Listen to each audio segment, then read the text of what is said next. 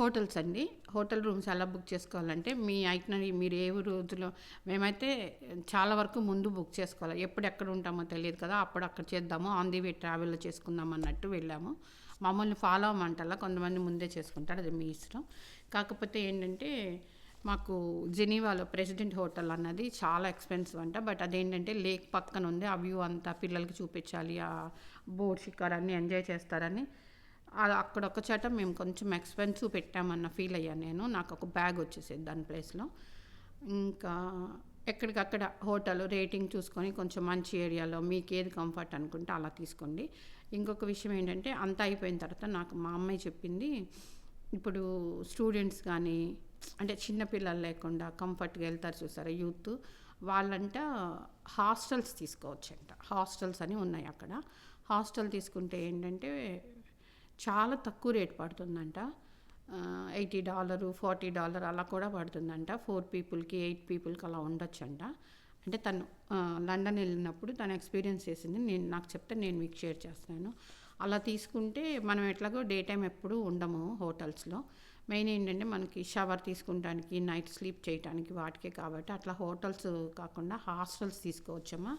మనం ఐడియా చూపిస్తే వాళ్ళు హాస్టల్స్ ఇస్తారు. ఇక్కడ ఏంటంటే హాస్టల్స్ స్టూడెంట్స్ అట్లా ఏం లేదు. అబ్రాడ్లో ఎక్కడైనా సరే మీరు ఏ ఏజ్లో అయినా చదువుకోవచ్చు, ఏదైనా చదువుకోవచ్చు. ఇండియాలాగా ఇంత ఏజ్కి అలా లిమిట్స్ ఏమి ఉండవు కాబట్టి హాస్టల్ మనం ఐడి చూపిస్తే వాళ్ళు ఇస్తారండి. ప్రతి హోటల్లో మన పాస్పోర్ట్ అవి వాళ్ళు మ్యాండేటరీ తీసుకుంటారండి. అదొకటి. ఆ హోటల్స్ తీసుకుంటే చాలా మనీ సేవ్ అవుతారంట. హాస్టల్స్ తీసుకుంటే మాకేంటంటే ఇంకా పిల్లలు కంఫర్ట్ మనంతా చెప్తున్నా కదా, వెళ్తా వెళ్తా ఆన్ ది వేలో ఓ బాటసారి అనుకుంటే అట్లా వెళ్తాం ఫ్లోతో. వీళ్ళ పిల్లలు ఎప్పుడు మూడీ అవుతారో. ఇంకొకటి ఏంటంటే మా ఫ్యామిలీ ఒక్కళ్ళమే వెళ్ళాము, ఎవరితో వెళ్ళలేదు. ఎందుకంటే మాలోనే నలుగురు ఉన్నాం.